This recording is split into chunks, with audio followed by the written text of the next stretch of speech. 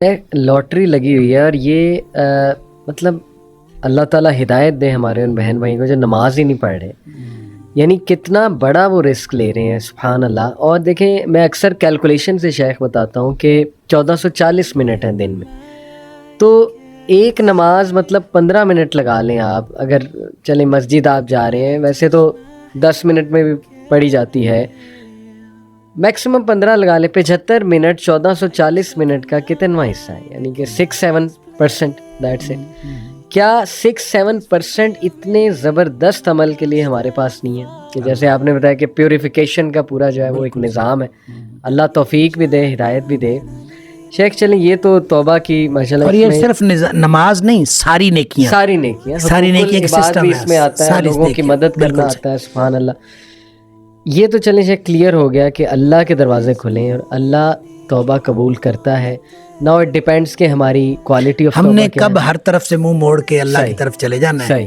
اور اس میں نا سبمیشن کی بات ہے نا، سبمیشن کی بات، اسلموا لہو، صحیح، اسلم یسلم، اسلام کا معنی ہوتا ہے اپنے آپ کو سبمٹ کر دے، جھک جاؤ اللہ کے، جھک جاؤ، مطیع و فرمانبردار ہو جاؤ۔ صحیح، یہ اصل میں کامل سپردگی ہے، بالکل ٹھیک، کمپلیٹ سبمیشن ہے۔ صحیح، اس میں جب پارشل سبمیشن ہوتی ہے نا، صحیح، جزوی سبمیشن، صحیح، کہ میں آدھا کام اپنی مرضی سے کروں گا، آدھا اللہ کی مرضی سے کروں گا، یہ جزوی سپردگی بھی اللہ کو پسند نہیں ہے، اور سیزنل سپردگی بھی اللہ کو پسند نہیں ہے۔ صحیح، سیزنل، یہ اچھا ورڈ یوز کیا، سیزنل مسلمان، رمضان مسلمان یا جمعہ مسلمان، کسی دن ہو گیا باقی دنوں چھوڑ دیا، کسی دن کر لیا کسی دن۔ اسی لیے نبی پاک صلی اللہ علیہ وسلم نے جو فرمایا نا، ان احب الاعمال ادومها وان قل، اللہ کو بہترین جو عمل پسند ہیں وہ ہیں جو ہمیشہ کیے جائیں، چاہے تھوڑے ہوں، چاہے تھوڑے، تھوڑا تھوڑا عمل معمول کا حصہ ہو، آپ کریں، ہمیشہ کریں،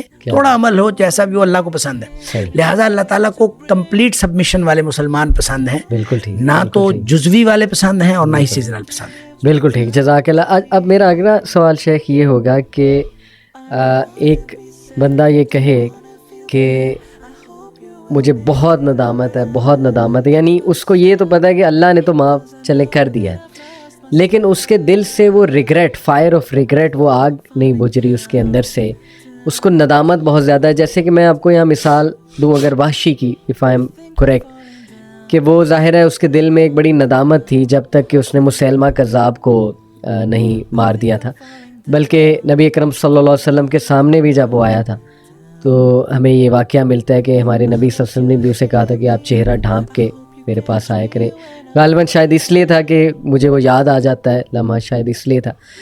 تو یہ ریگریٹ کبھی کبھی تو شیخ اچھا بھی ہوتا ہے، پازیٹیو ریگریٹ، جو انسان کو بہت بڑے بڑے کام کروا دیتا ہے اور وہ اس کی ایک فورس بن جاتا ہے، پاور بن جاتا ہے وہ ریگریٹ۔ لیکن ایک بڑا ڈسٹرکٹیو ریگریٹ بھی ہوتا ہے، اگر میں سائیکالوجی کی نظر سے دیکھتا ہوں، جو انسان کو پھر ان پروڈکٹیو بنا دیتا ہے اور مایوسی کی طرف لے جاتا ہے۔ وہ انسان اپنے آپ کو نہیں معاف کر رہا ہوتا ہے، وہ اتنا پھر ریگریٹ، اوور ریگریٹ میں چلا جاتا ہے اور گلٹ میں اتنا زیادہ چلا جاتا ہے۔ اور یہ بھی ہمیں ایسے جملے آتے ہیں شیخ لوگوں کی طرف سے کہ آئی فیل ڈرٹی، میں بہت گندا فیل کرتا ہوں، مطلب مجھے نہیں اللہ معاف کرے گا۔ چلیں وہ تو ہم نے ثابت کر دیا اللہ تو معاف کر دے گا، لیکن وہ کہنا یہ چاہ رہے ہوتے ہیں کہ میں ہی اپنے آپ کو نہیں معاف کروں گا۔ اس ریگریٹ سے شیخ کس طرح سے؟ دیکھیں، ساری چیزیں جو ہے نا جی، یہ جڑی ہوئی ہیں اسی نظام کے تحت، صحیح، جس نظام کو ہم اسلام کہتے ہیں، اس کے ساتھ جڑی ہوئی ہیں۔ صحیح۔ حضرت عمر بن العاص رضی اللہ تعالیٰ کے بارے میں آتا ہے کہ جب وہ مسلمان ہونے لگے، نبی کریم صلی اللہ علیہ وسلم کے سامنے ہاتھ بڑھایا تو ہاتھ واپس کھینچ لیا۔ صحیح۔ تو نبی کریم صلی اللہ علیہ وسلم حیران ہوئے کہ پتہ نہیں ان کو کیا ہو گیا۔ صحیح۔ تو کہتے ہیں کہ پہلے مجھے یہ بتاؤ کہ جو گناہ میں نے کیے ہیں ان کا کیا بنے گا؟ تو نبی کریم صلی اللہ علیہ وسلم نے فرمایا الاسلام یہدم ما کان قبلہ۔ صحیح۔ اسلام جو ہے، جب اسلام انسان قبول کر لیتا ہے تو پہلے کے سارے گناہ وہ ویسے معاف ہو جاتے ہیں۔ پھر آپ نے فرمایا الہجرۃ تہدم ما کان قبلہا، ہجرت بھی ان سارے گناہوں کو مٹا دیتی ہے جو اس سے پہلے ہوتے ہیں۔ اور ہجرت کے بارے میں نبی کریم صلی اللہ علیہ وسلم کا ایک اور فرمان ہے کہ المہاجر من ہاجر ما نہی اللہ عنہ، اصل مہاجر وہ ہے جو اللہ کی منع کردہ چیزوں کو چھوڑ دیتا ہے۔ صرف وطن چھوڑنا ہجرت کرنا نہیں ہوتا. اللہ کی منع کردہ چیزوں کو چھوڑنا یہ ہجرت ہے. اچھا جو شخص یہ ہجرت کرے اس کے پچھلے گناہ سارے معاف ہو گئے. لہٰذا یہ جو سسٹم ہے اسلام کا, اس نظام کے اندر اللہ تعالیٰ نے ایسی چیزیں رکھی ہوئی ہیں کہ وہ پچھلے گناہ خود بخود معاف ہوتے چلے جاتے ہیں. بلکہ وہ جو سورہ فرقان کے اندر اللہ تعالیٰ نے فرمایا کہ جو توبہ تو اتنا بڑا ٹول ہے, اتنا شاندار ٹول اللہ تعالیٰ نے ہمارے ہاتھ میں پکڑا دیا ہے. تم نے جب استعمال کرنا ہے کر لو, استعمال نہیں کرتے تو ہم نہیں کرتے. یہ اتنا شاندار ٹول ہے کہ وہاں تو اللہ کریم نے یہ فرمایا کہ جو لوگ توبہ کرتے ہیں الا من تاب وآمن وعمل عملا صالحا, جو واپس آ گیا اور اس نے ایمان قبول کیا, وعمل عملا صالحا, اور اس نے نیک عمل کیے, یعنی واپس آ کے نیکیاں شروع کر دی, اس کے صرف گناہ معاف نہیں ہوتے بلکہ فرمایا اولئک یبدل اللہ سیئاتہم حسنات, ان کے گناہوں کو اللہ تعالیٰ نیکیوں میں تبدیل کر دیتا ہے. کیا بات, جو ساری زندگی گناہ کیے تھے اب وہ نیکیاں بن جائیں گے. تو اندازہ کیجئے جب اللہ کی طرف سے اتنا شاندار ریلیف پیکیج ہے, یعنی اس سے بڑا ریلیف پیکیج ہو سکتا ہی نہیں. بالکل کہ آپ جب کبھی اس ریلیف پیکیج کو استعمال کرنا چاہیں تو آپ کر لیں, نہ کرنا چاہیں تو آپ کی مرضی ہے. تو پھر اس کے بعد گلٹ کیسا؟ گلٹ تو تب رہے کہ اگر آپ کے توبہ کرنے کے باوجود گناہ معاف نہ ہوں. اگر آپ کے توبہ کرنے کے باوجود جب اللہ تعالیٰ گناہ معاف کر دیتا ہے, ان اللہ یغفر الذنوب جمیعا, وہ سارے کے سارے گناہ معاف کر دیتا ہے. اور پھر یہ فرما دیا نبی پاک صلی اللہ علیہ وسلم نے, التائب من الذنب کمن لا ذنب لہ, توبہ کرنے والا گناہ سے توبہ کرنے والا ایسا ہے جیسے اس نے گناہ کیا ہی نہیں. تو پھر گلٹ کیسا؟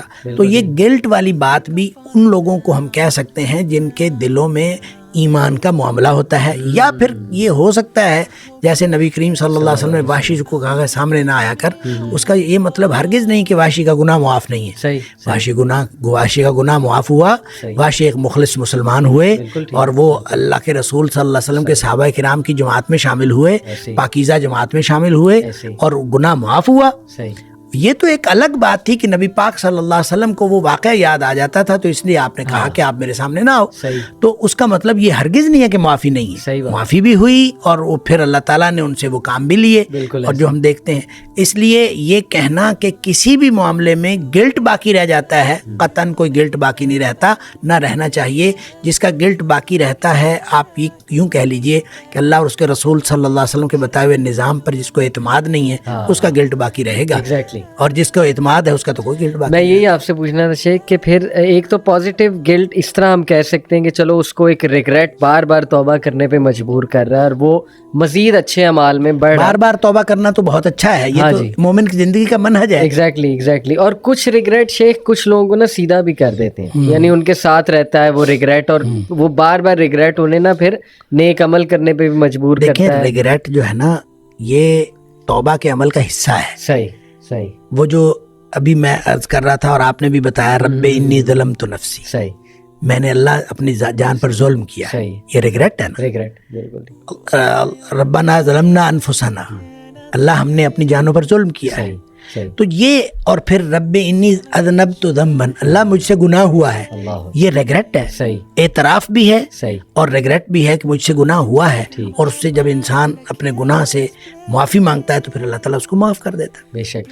تو ہم یہ کہہ سکتے ہیں کہ جو نیگیٹو والا گلٹ ایک حاوی ہوا ہے آپ پہ کہ وہ جائے نہیں رہا, تو یہ بھی میرے خیال پھر اللہ کی اس پہ نہیں شک کرنا ہے کہ آپ یوں کہہ لیں جی یہ ایمان میں کمزوری کی علامت. بالکل. ایمان جس کا پاک ہے, صاف ہے, جس شخص کو یہ ریگریٹ نہیں جا رہا, اس کو بار بار اللہ کی طرف دھیان دینا چاہیے, اللہ تعالیٰ پر اعتماد کرنا چاہیے. اللہ ربی لا اشرک بہ شیئا, یہ بار بار کہنا چاہیے اور توجہ کر کے معنی کے اوپر بار بار یہ کہنا چاہیے.